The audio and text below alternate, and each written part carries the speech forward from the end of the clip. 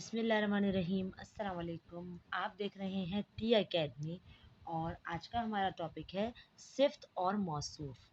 सिफ्त English में होता है एडजेक्टिव और एडजेक्टिव से मुराद है किसी भी चीज़ की खासियत।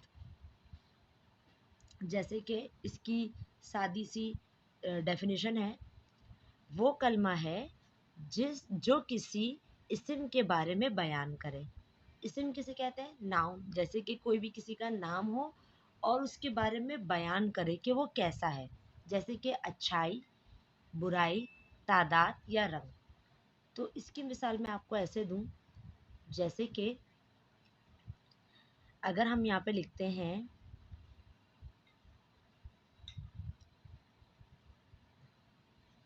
अली एक अच्छा लड़का है, तो सिफ्त है उसका अच्छा होना, ये उसके लिए एडजेक्टिव है।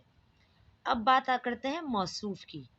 मौसूफ के कहते हैं जो बताए कि अच्छा कौन है, जैसे सिफ्त जो है या किसी की खासियत किस में है।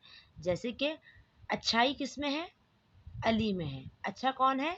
अली है। तो ये हो गया मौसूफ। अब इसकी हम दूसरी एग्जांपल ले लेते हैं बुराई में।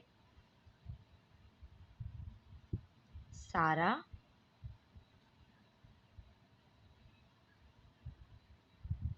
बदतमीज लड़की है, हमने उसकी बुराई करी, तो बुराई होना क्या हो गया? सिफ्त हो गया। और बुरा कौन है? सारा। तो सारा हो गया इसका मौसूफ। ठीक है।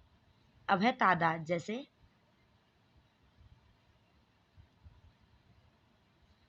मैंने 4 कलम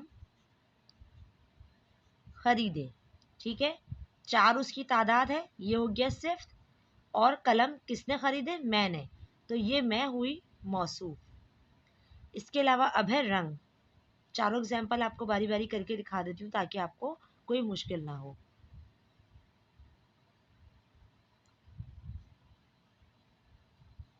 मरियम के पास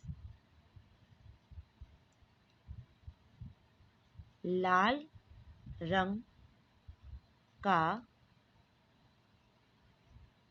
कलम है।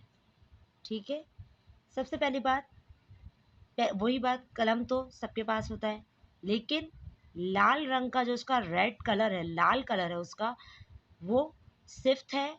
और किसके पास है ये कलम? मरियम के पास है। तो मरियम जो है वो है मौसूफ। उम्मीद है आपको ये बात सही से समझ आ गई होगी। वीडियो अगर पसंद आई हो तो लाइक ज़रूर कीजिएगा, कमेंट ज़रूर कीजिएगा और अपने दोस्तों के साथ शेयर ज़रूर कीजिएगा। जज़ाकल्लाह।